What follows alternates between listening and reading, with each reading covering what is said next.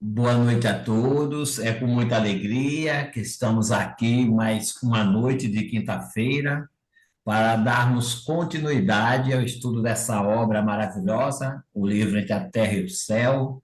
Hoje estamos recebendo mais uma vez o nosso irmão Alfonsino Ferreira, né, que irá dividir os seus estudos conosco. Ele apresentará para nós o capítulo 30, intitulado Luta por Renascer. Temos na harmonização Lohane Froté, na prece inicial Eugênio Correia e na prece final Cleide. Que nós possamos abrir as nossas mentes, os nossos corações para receber tudo que o nosso irmão Afonsino trouxe para dividir conosco. É com você, Lohane. Boa noite a todos. Do livro Sugestões Oportunas de Torres Pastorini. Angústia. Minha alma está esmagada sob o peso do sofrimento da humanidade. Sinto meu coração dilacerado pelas dores que martirizam milhões de criaturas neste momento. Senhor, se tua bondade não me sustentar, parece-me desfalecer de dor. Condivido com os enfermos suas enfermidades, com os mutilados suas mutilações, com os presos sua imobilidade, com os abandonados seu isolamento, com os feridos suas sangueiras, com os fracos suas deficiências, com os angustiados suas aflições, com os que não têm amor suas angústias. Em mim vejo refletidas as chagas e as dores da humanidade, e não há palavras que exprimam minha tristeza profunda que embebe o coração, dando-lhe ânsias de expandir-se em lágrimas. Uma boa noite a todos. Vamos orar, meus irmãos. Senhor, Pai de altíssima bondade, Jesus querido Mestre, meigo Nazareno, espiritualidade bendita que inspire e orienta os estudos e os trabalhos desta casa de caridade e amor, e que a cada um de nós assiste. Gratidão por estarmos reunidos mais uma vez em busca do aprendizado que nos facilite colocar em prática, sempre harmonizando razão e coração, os ensinamentos desta doutrina bendita que vem nos despertar. Pedimos ainda a devida inspiração para nosso irmão Afonsino Ferreira, para que aqueles que o assistem, em nome da luz, os inspirem para que a palavra certa de seus estudos seja colocada e por nós bem acolhida, bem entendida, para a posterior aplicação em nossa vida cotidiana. E assim, dando graças, pedimos a permissão para dar início aos estudos desta noite, dando graças a Deus, Senhor. Que assim seja. Graças a Deus. Obrigado, Eugênio. Obrigado, Lohane. Mais uma vez, seja bem-vindo, Afonsino. A palavra é sua, meu irmão. Em primeiro lugar, pedir perdão mais uma vez por eu estar apanhando às vezes do computador aqui. Ah, meus irmãos, é um prazer estar com vocês. Nós vamos hoje, né, estudar o capítulo 30 do livro Entre a Terra e o Céu, denominada Luta por Renascer. Só para a gente relembrar, né? Nós já vimos anteriormente que o espírito de Odila obsidiava fervorosamente e tentava mortificar, né, a segunda esposa do ex-marido Amaro. Mas após a interferência e assistência dos benfeitores espirituais, Odila converteu-se de obsessora em benfeitora de Zulmira, a atual esposa do Amaro, né? Então a Odila vinha agora cuidando com muito carinho da gravidez de Zulmira para que ela recebesse Júlio em seus braços. Júlio era o filho de Odila e enteado de Zulmira, que havia desencarnado e que agora passaria a reintegrar a família como filho de Zulmira e de Amaro. Bem, dito isso, vamos ao estudo de hoje com o segmento dessa história. Eu vou ler aqui, começar a leitura. Um mês correra célere sobre os acontecimentos que vimos de narrar, quando Odila procurou o instrutor Clarencio e sua equipe, suplicando ajuda. Ela vinha triste, atormentada. Zulmira, incompreensivelmente para ela, havia contraído perigosa amigdalite. Sofria muito. Por 6 dias consecutivos, informou nossa amiga inquieta, achava-se no trabalho de vigilância. Esforçara-se, quanto lhe era possível, por liberá-la de semelhante aborrecimento físico. Entretanto, via baldadas todas as providências. Bem, meus irmãos, aqui talvez já caiba uma primeira intervenção e um alerta, né, para a nossa reflexão. Odi melhorado muito do ponto de vista espiritual, tornando-se praticamente uma mentora de Zulmira. Mas o seu poder de ajuda se limitava, né, ao grau evolutivo em que ela se encontrava, né? E via de regra, quando não conseguia resolver os problemas domésticos que envolviam Amaro e sua família, Odila apelava para o Clarencio, né? Que é lá o líder desse grupo que estava em visita. Vejam que aí, mesmo no mundo espiritual, há limitações entre aqueles espíritos que não são caros, que nos são caros, e há também uma hierarquia. Só que essa hierarquia espiritual não é de poder, mas é uma hierarquia moral, porque normalmente lá não há chefes e subordinados, mas sim orientadores abnegados, não é? E aprendizes devotados. Então, o nosso amigo era um líder, né? E sempre Odila apelava para ela. Então, sigamos com a leitura. Desolada, Odila introduzira Amaro a trazer um médico, no que foi obedecida. Mas o facultativo não atinava com a causa íntima da enfermidade de Zulmira. E, ignorando a verdadeira posição da cliente, poderia ameaçar-lhe a tarefa maternal com a aplicação de recursos impróprios. Bem, gente, vejam bem que quanto a medicina pode ainda avançar aqui na Terra, né? Quando considerar o ser em sua plenitude, como espírito encarnado. Odila, ela temia que o médico, em sua condução puramente materialista do caso, pudesse piorar a situação da sua tutelada Zulmira. Por isso que ela apelou, não é, para o nosso irmão, prescrevendo remédios que pudessem agravar a saúde da grávida. Já há alguns prontos-socorros no mundo aqui, e hospitais também, principalmente na Rússia e na China, onde atuam concomitantemente médiums e médicos. E seria fantástico se todo o tratamento pudesse atacar os males do corpo e da alma, né? Então, Odila apelou, né, para ver se ele conseguiria aliviar as dores da nossa irmãzinha. Odila, então, rogava-nos, por isso, socorro imediato.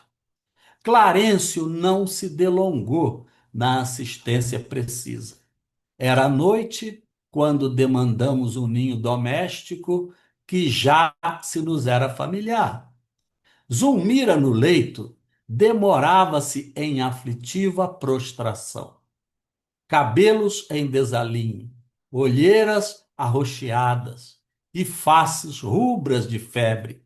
Parecia aguardar a chegada de alguém que a auxiliasse na debelação da crise.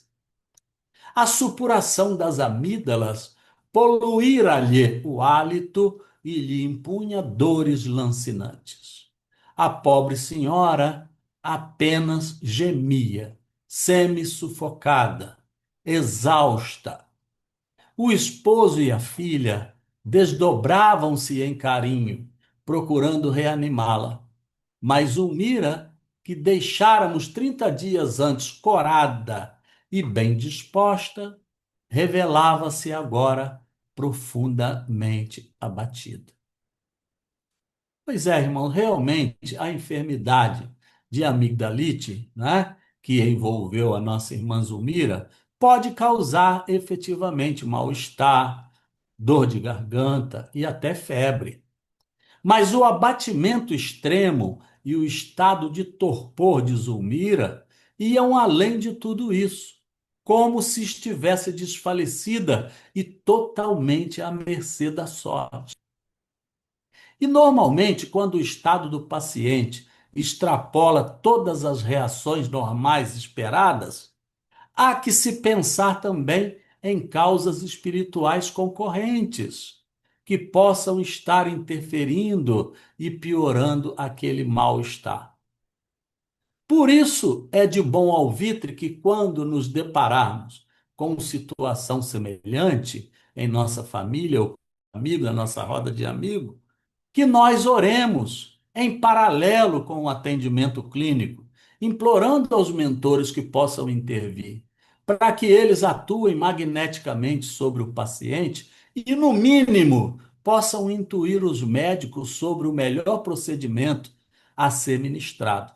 E é exatamente, né, nesse sentido que ela chamou o nosso querido Clarencio. Bom, drogas variadas alinhavam-se em prateleira próxima.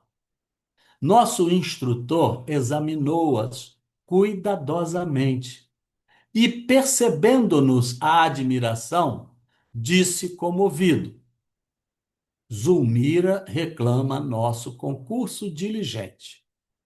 Precisamos garantir-lhe o êxito na missão esposada. E carinhosamente aplicou-lhe recursos magnéticos, detendo-se de modo particular na região do cérebro e na fenda glótica.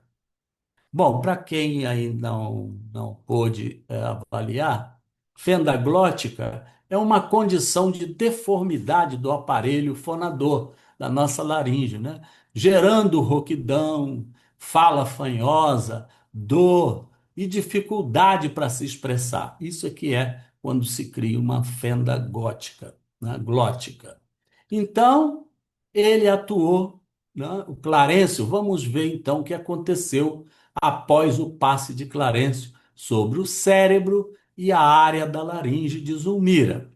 Diz André Luiz no livro: a doente acusou melhoras imediatas, o que mostra para nós que, de repente, né, a causa de tudo isso era mais espiritual, né? Reabilitou-se o movimento circulatório. A febre decresceu, propiciando-lhe repouso, e o sono reparador surgiu por fim, favorecendo-lhe a recuperação. Observemos aí como as infusões magnéticas do passe podem intervir positivamente na saúde física de uma pessoa, quando esses distúrbios, claro, né, são psicossomáticos. E como a maioria das enfermidades, vamos aí excetuar as viróticas, incluem fundamentos também psicológicos e espirituais, o passe quase sempre ajuda sobremaneira o doente, em paralelo com o tratamento médico que se há de fazer. Mas o passe ajuda muito na recuperação do paciente que está doente.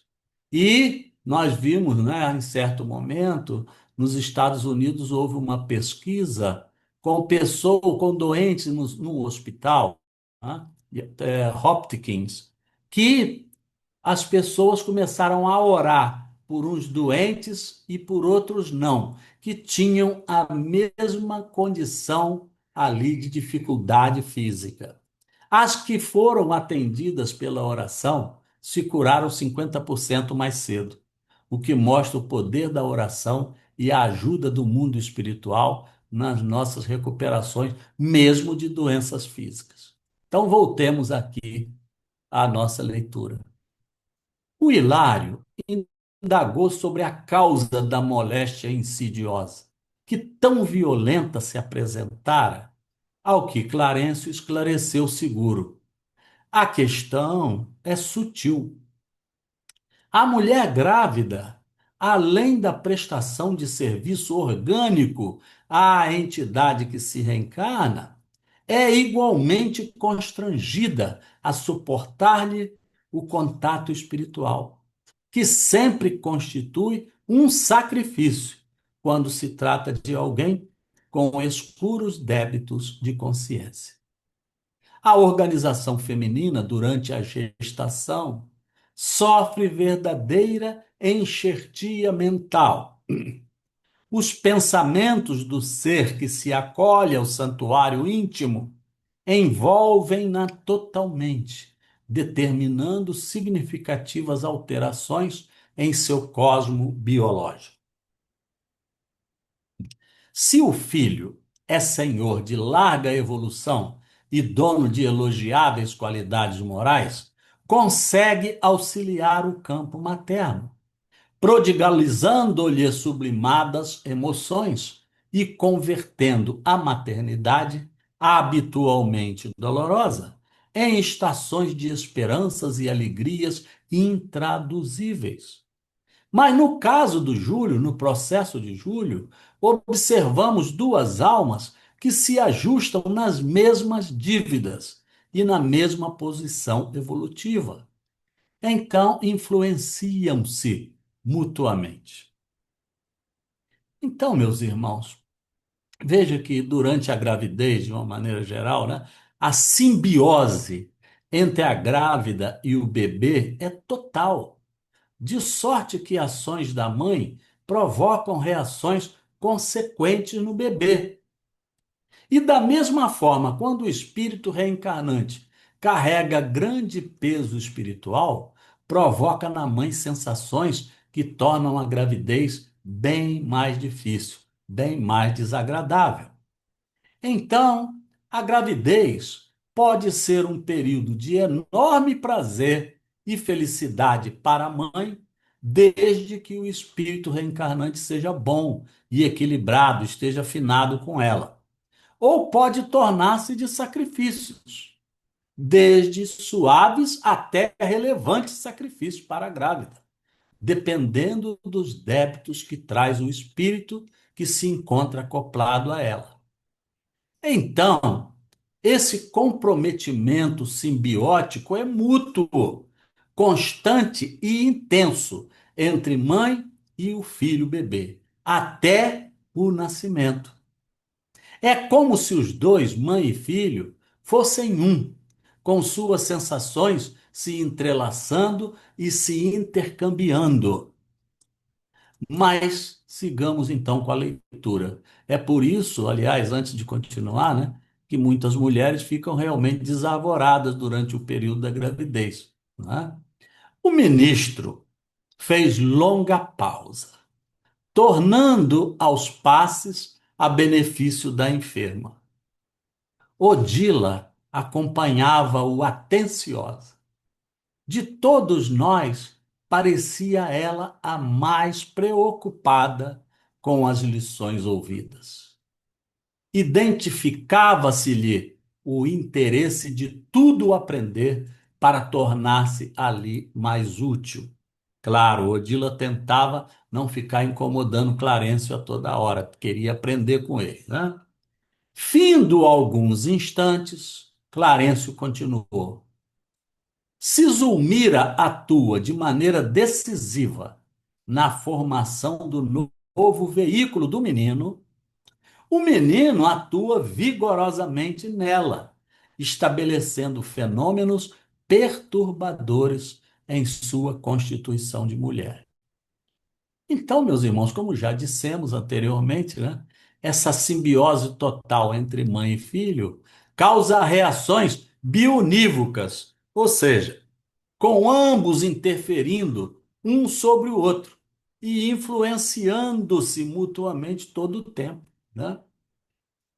E Clarencio então continuou: a permuta de impressões entre ambos é inevitável.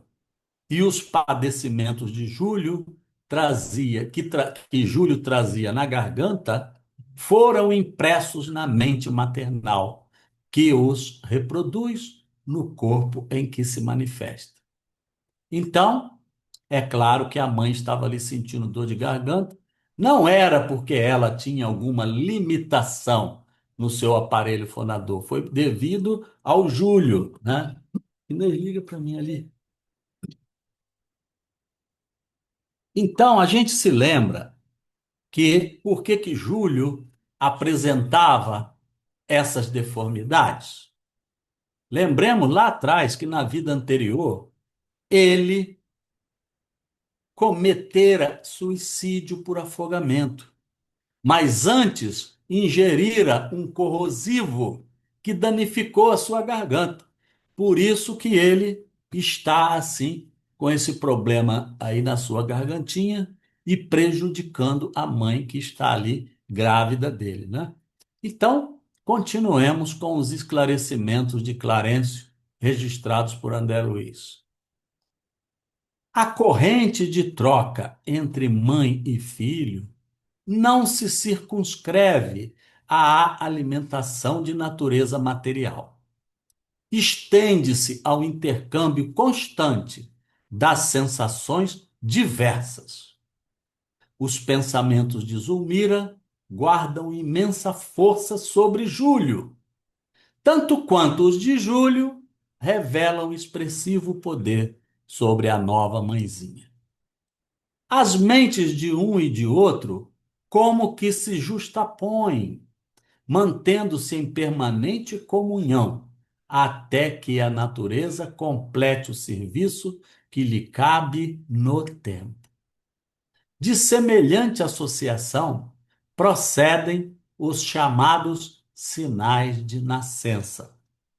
Certos estados íntimos da mulher alcançam, de algum modo, o princípio fetal, marcando, vejam bem, para a existência inteira do filho. É que o trabalho da maternidade se assemelha a delicado processo de modelagem, requisitando, por isso, muita cautela e harmonia para que a tarefa seja perfeita. É daí, meus irmãos, que vem o princípio da hereditariedade, que provoca traços materiais e de personalidade nos descendentes. Por isso que a calma e a tranquilidade da mãe são fundamentais para preservar a integridade do feto, para que o bebê venha com algumas características previamente planejadas no mundo espiritual. Muitas das vezes a interferência é muito forte, né, da personalidade da mãe ou do estado psicológico da mãe pode afetar a criança e fazer efeito pelo resto da vida, como nós vimos ali na explicação de Clarencio. A maioria dos traços da criança, ao nascer, guardam relação com duas variáveis. A primeira é a da hereditariedade física dos pais. Claro, normalmente o filho traz traços fisionômicos do pai, da mãe ou de ambos misturados, né? E a segunda é a das marcas impostas por dívidas passadas. Às vezes, algumas dificuldades, alguma interferência que há no corpo da criança, alguma deformidade mesmo, dependendo do caso, que vem como uma imposição kármica de passado, né? Então, cada ser reencarnado reúne características hereditárias que lhe foram imputadas pelos pais, somadas a outras nuances que são resultado de sua própria personalidade, formada ao longo do seu histórico de reencarnações. Claro que eu, quando reencarno, eu trago comigo, né, todos os benefícios e também os malefícios que eu tenha cometido em vidas passadas. E aquilo vai formar a minha personalidade sob a influência daqueles que vão me educar, né? Então, sigamos com a leitura. Em seguida, o ministro, com devoção paternal, levou a efeito diversas operações magnéticas de auxílio à cavidade pélvica, afirmando a necessidade de socorro ao útero, em vista do complicado e difícil desenvolvimento de Júlio reencarnante. Então, Júlio trouxe marcas kármicas muito fortes, que estavam provocando reações também muito fortes na mãe ali, na gestora, né? Às vezes, o peso kármico é tanto, é tamanho, que pode até provocar o aborto na mãe, se não tiver o cuidado devido de médicos e às vezes até assistência espiritual durante a gravidez, né? Então, gente, a gravidez deve ser carregada com essas duas vertentes, a da felicidade e a dos cuidados. Claro que os pais ficam felizes com a gravidez, né? Normalmente que vem em família. Mas há que se ter muito cuidado com isso, porque é um momento realmente sublime em que essa simbiose entre mãe e filho ocorre de uma maneira muito forte, podendo alterar muito as reações, tanto da mãe quanto do feto. Mas vamos ler então, vamos em frente. Meu colega, avançando mais longe, talvez tenha tentado converter aquela hora de fraternidade, tanto quanto possível, em hora de estudo. Claro, eles queriam aprender mais. E recordou algumas de suas experiências médicas quando esteve na Terra, né? Acrescentando: é comum a verificação de exagerada sensibilidade da mulher que engravida. A transformação do sistema nervoso nessas circunstâncias é indiscutível. Muitas vezes, a gestante revela decréscimo de vivacidade mental e, não raro, enuncia propósitos da mais rematada extravagância. Há mulheres que adquirem antipatias súbitas, outras se recolhem a fantasias tão inesperadas quanto injustificáveis. Em muitas ocasiões na Terra, perguntei a mim mesmo se a gravidez, na maioria dos casos, não acarreta temporária loucura. Vejam que interessante essa observação do irmão, né? O resultado dessa ambiência formada por mãe e filho pode afetar o humor, a saúde e até despertar sentimentos estranhos à personalidade da mãe. Ela parecer outra pessoa, né? O orientador, né, o nosso Clarence, sorriu e obtemperou. A explicação é muito clara. A gestante é uma criatura hipnotizada a longo prazo. Vejam só, hein? O envolvimento é tão grande que parece um estado hipnótico. Tem o campo psíquico invadido pelas impressões e vibrações do espírito, que lhe ocupa as possibilidades para o serviço de reincorporação no mundo. Quando o futuro filho não se encontra suficientemente equilibrado diante da lei, e isso acontece quase sempre, a mente maternal é suscetível de registrar os mais estranhos desequilíbrios, porque à maneira de um médium estará transmitindo opiniões e sensações da entidade que a empolga. Então vejam bem, mesmo que a mãe não seja médium, naquele momento ela está interligada intimamente com aquele espírito reencarnante. Então não há como ela evitar as interferências desse espírito, sejam positivas, sejam negativas. Eu diria até que durante a gravidez, a interferência do espírito reencarnante sobre a mãe é tão intensa que eu compararia este fenômeno específico dessa história aqui a um estado de possessão obsessiva, ou seja, o espírito está possuindo realmente a mãe e transformando a mãe totalmente. Quer dizer, quase todos os fenômenos que estão acontecendo com a mãe são reflexo do filho, não dela própria. Mas relembremos que as ações e pensamentos da mãe também interferem diretamente no estado emocional e espiritual do feto. Então, há um intercâmbio, né, constante de sentimentos, além da troca, né, que há ali de vitaminas, de proteínas da mãe, há um intenso movimento, né, de sentimentos, um intercâmbio de sentimentos. Sigamos então em frente. Afligia-me observar, lembrou Hilário, com interesse. Hilário era o companheiro lá, o médico. A inopinada aversão de muitas gestantes contra os próprios maridos. E aí o Clarencio esclareceu. Sim, isso ocorre sempre que um inimigo do pretérito volta à carne, a fim de resgatar débitos contraídos para com aquele que lhe servirá de pai. Então vejam aqui que em alguns casos de aversão ao marido, normalmente essa aversão não é proveniente da esposa grávida, mas tem origem nos sentimentos do bebê que ela carrega em seu ventre. Normalmente aquele espírito é que carrega, às vezes, esse ódio, né, essa mágoa daquele que lhe será pai. Então vamos continuar.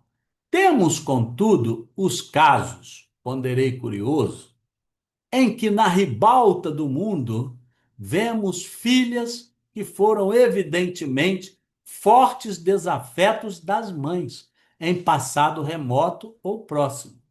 Tal a animosidade que lhes caracteriza as relações.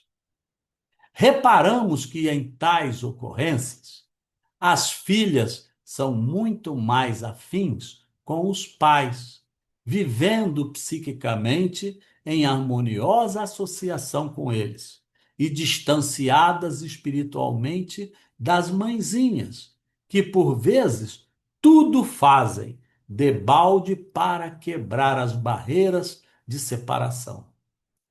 Em ligações dessa natureza, surgirão obstáculos à reencarnação? Perguntou, né? Clarencio fitou-me de maneira significativa e respondeu: de modo algum.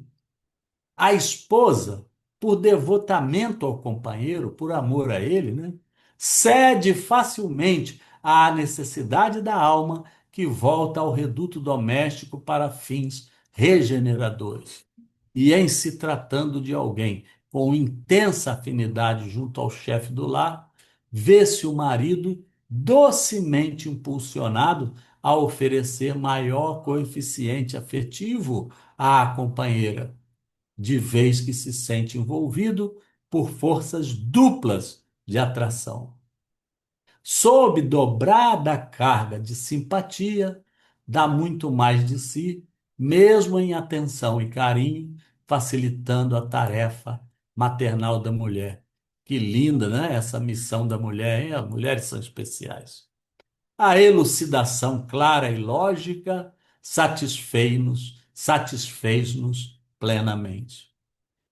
Gente, salta aqui aos nossos olhos a lembrança que sempre devemos renovar em nossas mentes de que os filhos são espíritos em regeneração de vidas passadas, antes de ser nossos filhos, são espíritos.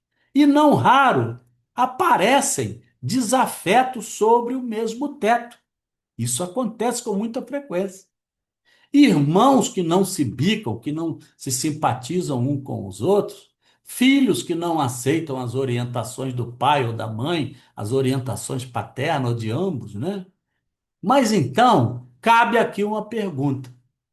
Se é tão difícil assim, por que é que Deus permite e os mentores, coordenadores promovem esse tipo de encarnações de desafeto sob o mesmo teto?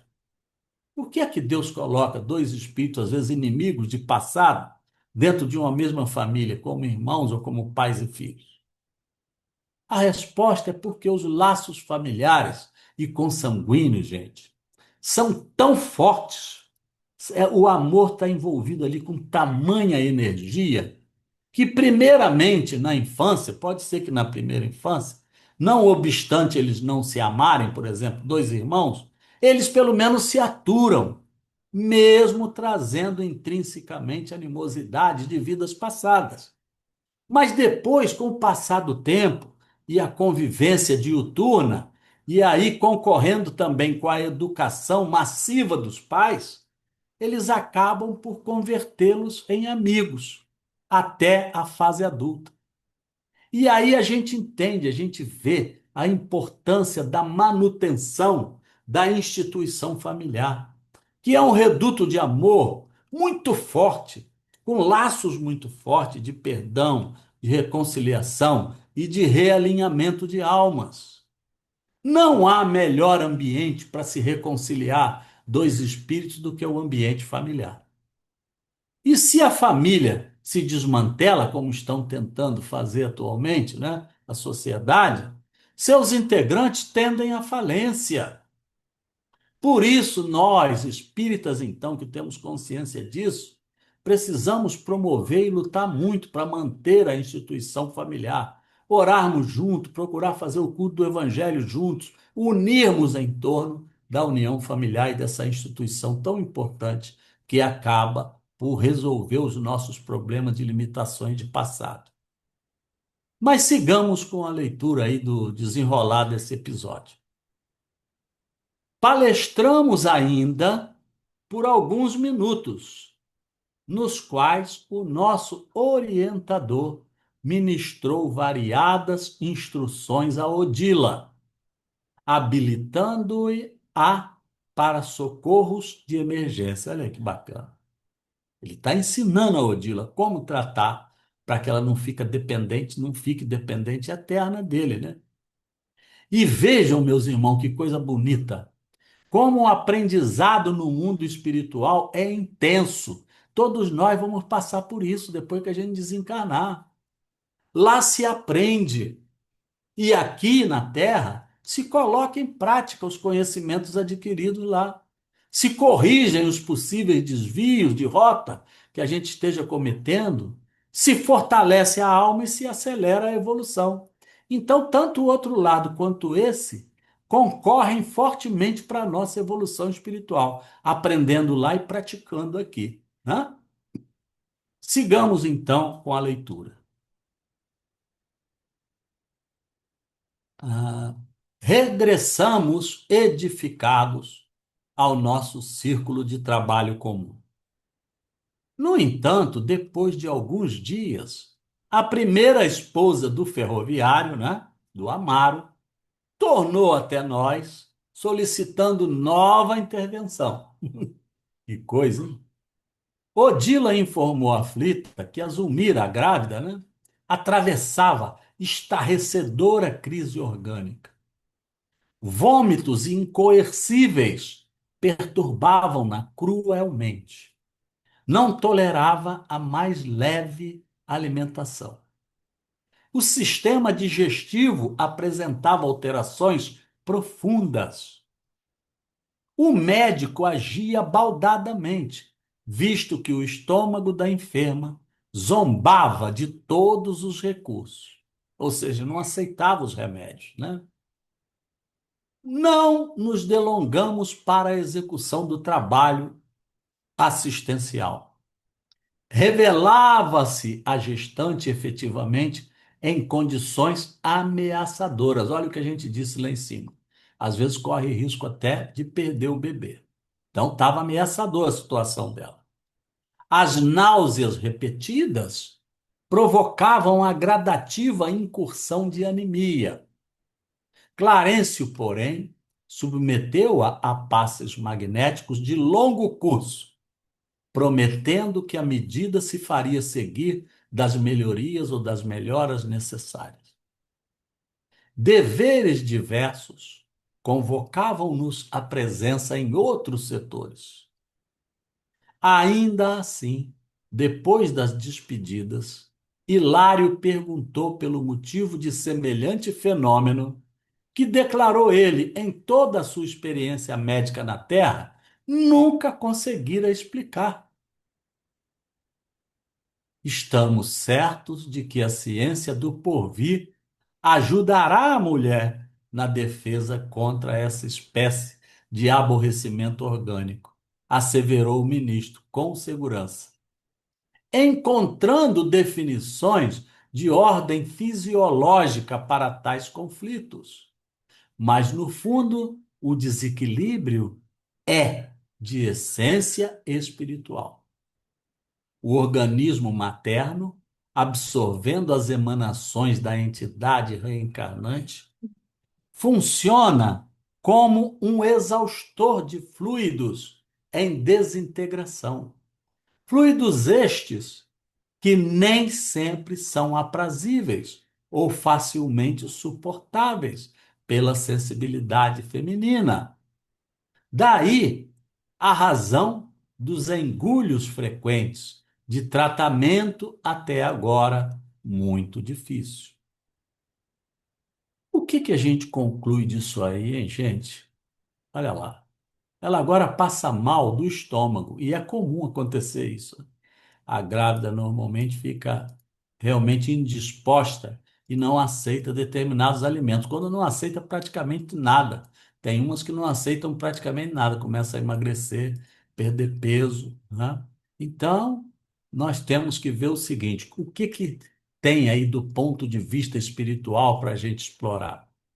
Vamos relembrar que no estudo dos chakras, ou centros de força, como queiram dizer, nós encontramos na região gástrica o plexo solar, onde as vibrações, tanto positivas quanto negativas, oriundas dos nossos desequilíbrios emocionais, são armazenados. Nós sabemos que a origem, né, das nossas reações, né, estão no peito, né, em outro chakra, no chakra cardíaco. Mas o depositário é na área do estômago, é na área gástrica. Então, essa região do estômago é como um depósito fluídico. Daí a gente vê reflexos físicos comumente, como azia, refluxo, úlcera estomacal e náusea, frequentemente estarem ligados a distúrbios emocionais e espirituais. Tem gente que fica aborrecido, dá dor no estômago, dá úlcera no estômago, e dá mesmo. Dá mal-estar, vomita, fica passando mal, porque está emocionalmente descarregado. Então, para que o organismo não se perca, ou para que a alma não se perca na região do coração, que é mais crítica, isso é colocado lá, né, na região, então, do nosso plexo solar, onde ali você tem normalmente órgãos expelidores, rim, né? Rim, intestino e até os vômitos. Não são todos, mas a maioria desses sintomas tem fundamentações perispirituais. É incrível como dor no estômago, na boca do estômago, tem muita ligação com fundamentação perispiritual. E a mais das vezes, um bom passe, né, costuma aliviar muito esse mal-estar nas pessoas. Não só nas grávidas, não, nas pessoas normais. E é interessante que durante a gravidez, às vezes o marido, os outros filhos fazem carinho na barriga da mãe, né? Como se estivesse acariciando o bebê que ali vem renascer. E na realidade, às vezes estão dando um passe na mãe exatamente na região crítica, ou uma das regiões mais críticas onde se acumulam essas vibrações negativas. Vejam que coisa linda, a gente instintivamente, às vezes, está dando um passe na mãe, né? Nós, maridos, filhos, né? Outras pessoas. Então vamos continuar a leitura. Semelhante nota oferecia-nos valioso material de meditação. Realmente, nós vimos que dá, né? O tempo desdobrou-se semana após semana. Insistimos na visitação à residência de Amaro, de quando em quando, convocados ou não para o trabalho. Até que certa manhã, Odila veio até nós com o júbilo de uma criança feliz, anunciando que o menino né? Que a criança tomara luz à terra. Que coisa linda, né? De conformidade com a aprovação da pequena família, chamar-se-ia novamente Júlio. Então, muitas das vezes, o nome que se escolhe para uma criança tem tudo a ver, né? Veja, ele vai chamar de novo Júlio, né? E ele era mesmo o próprio Júlio, que tinha desencarnado antes. Comungamos da sua profunda alegria e com a solidariedade dos amigos sinceros, voltamos a abraçá-lo. Gente, essa lição, ela nos recomenda tratamento muito especial, né? E cuidadoso com as grávidas, tendo em vista o ambiente espiritual alterado em que ficam submetidos mãe e filho durante o período gestativo. É muito importante que a mãe tenha a maior paz possível nesse período. Mudanças de humor e até extravagâncias ilógicas devem ser toleradas e acomodadas, especialmente por nós espíritas. Vamos dar passe, vamos orar com ela para ajudá-la, né? Porque nós temos que entender que a situação de fragilidade em que se encontra a mulher nesse período é muito grande, ela fica muito sensível, né? Então, amor, carinho, compreensão, colaboração são sempre recomendáveis durante a gravidez ou em qualquer outro momento de nossas convivências terrenas. Nós deveríamos sim praticar o amor, o carinho, a compreensão em tudo, com todas as pessoas, mas especialmente com aquelas que estão grávidas. E quantas grávidas às vezes até apanha do marido ainda, né? O marido fica aborrecido por causa da mulher e acaba prejudicando muito a criança ou a personalidade daquela criança que vai nascer, porque ela acaba interferindo na mente daquela criança e aquilo vai acompanhar para o resto da vida, como a lição disse ali. Esta, gente, é a lei de amor que deve nortear as nossas vidas, né? Mormente no convívio familiar. A importância, essa lição também nos mostra a importância da convivência familiar, da família, de pais e filhos trabalharem menos o celular e mais a conversação, o diálogo, para que a gente mantenha um ponto de equilíbrio para que os nossos filhos possam, pequenos, principalmente filhos e netos, no meu caso, já netos, né?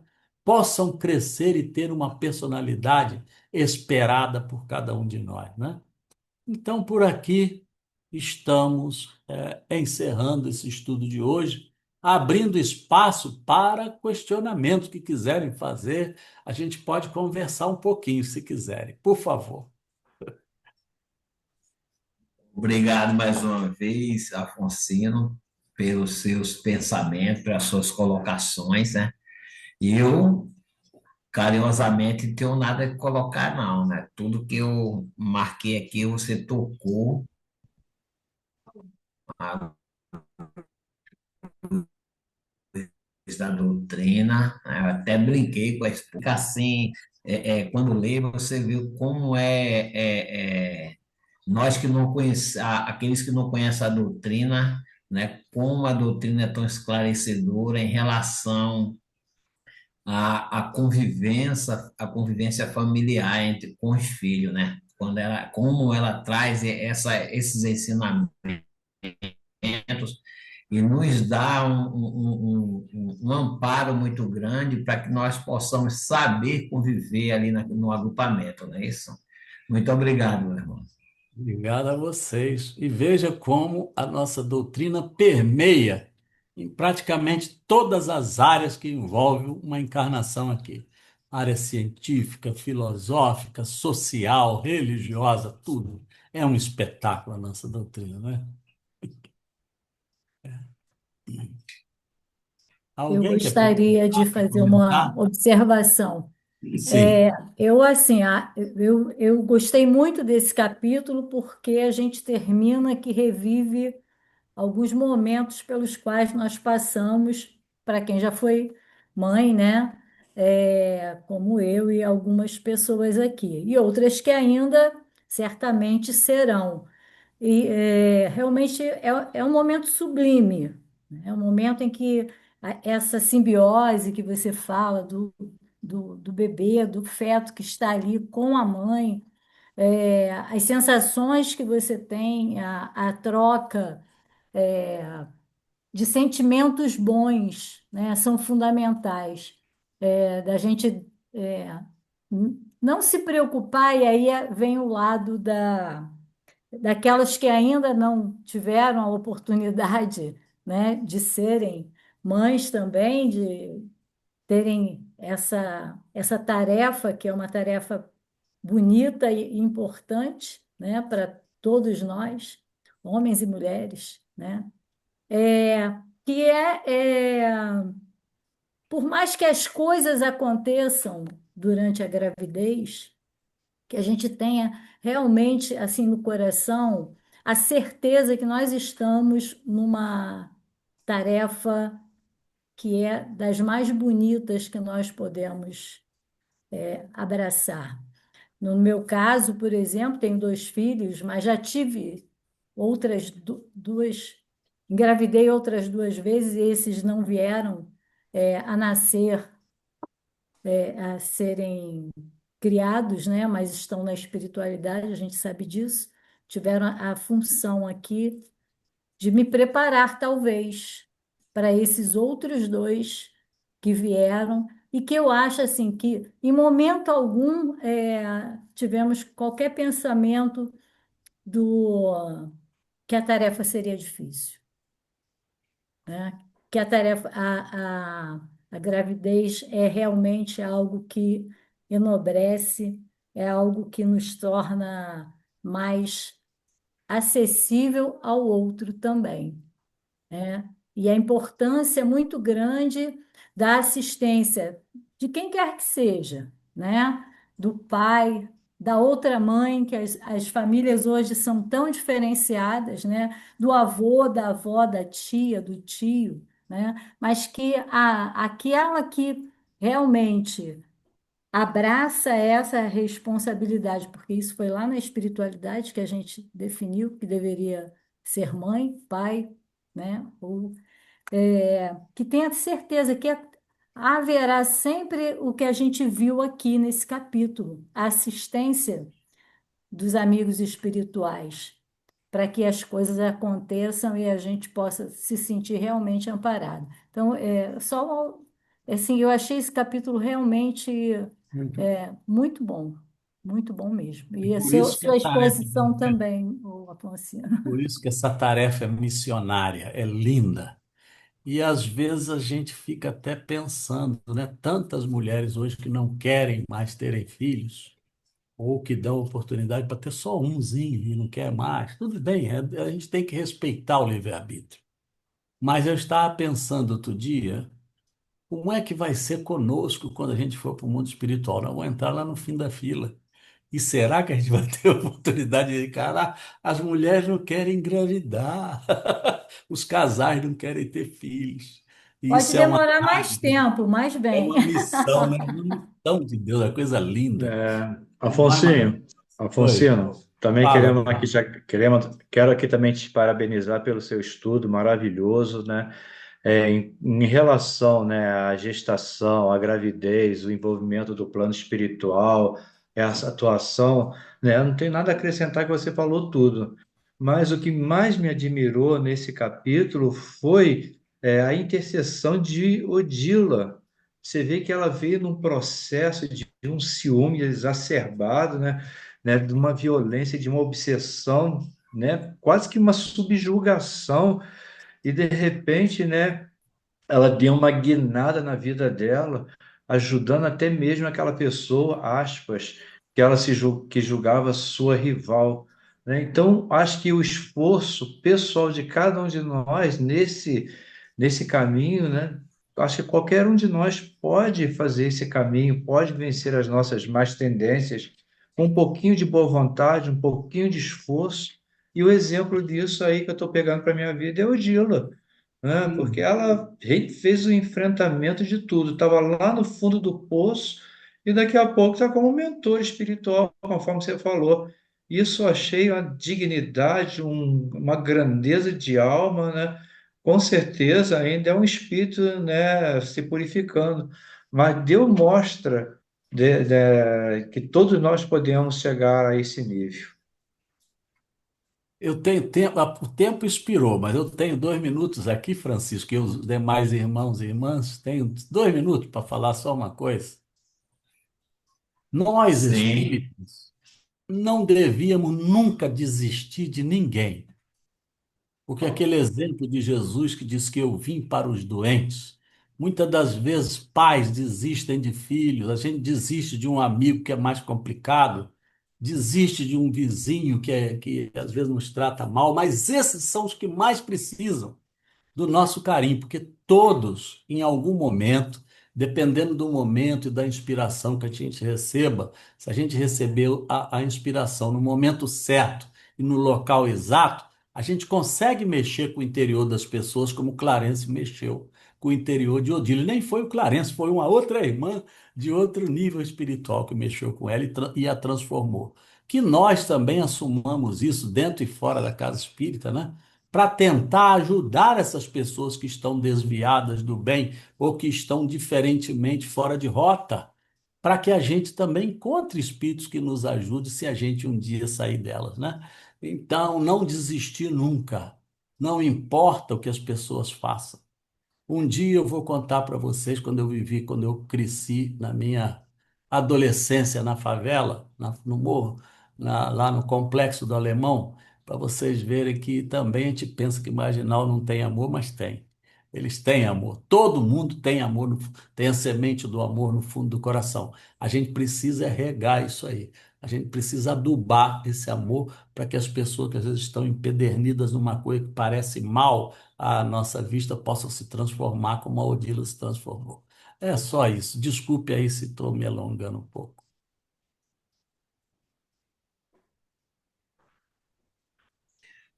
obrigado, meu amigo, mais uma vez, né? E você fique conosco, né? Eu vou convidar a nossa amiga Cleide para que ela possa fazer o encerramento.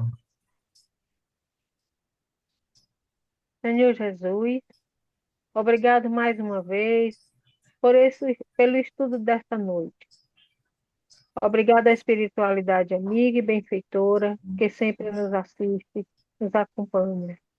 Permita, Senhor, que tenhamos uma noite abençoada e de muita paz.